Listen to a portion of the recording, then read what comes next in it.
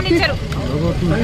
ఈరోజు mega DSC అని వాగ్దానం చేసిన ముఖ్యమంత్రి గారు జగనన్న గారు మెగా డిఎస్సీ 30,000 ఉద్యోగాలను భర్తీ చేస్తానని చెప్పి భర్తీ చేయకపోగా ఒక సైన్యాన్ని ఆయన కోసం సచివాలయం గ్రామ సచివాలయం ఏర్పాటు చేసుకుని ఒక వైసీపీ కార్యకర్తలను నియమించుకొని ప్రభుత్వ ఉద్యోగస్తులను చేసి 6 లక్షల ఉద్యోగాలు ఇచ్చామని అసత్యాలు పలుకుతున్నారు.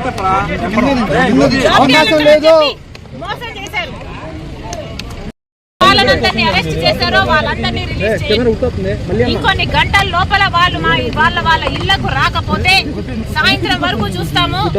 మా వాళ్ళని అరెస్ట్ చేసిన చేయకపోతే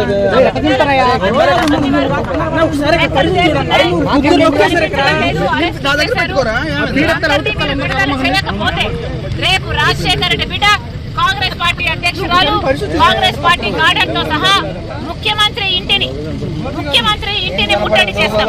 రాత్రి కల్లా మా వాళ్ళు ఎక్కడికక్కడే వాళ్ళ ఇళ్లకు చేరాలి.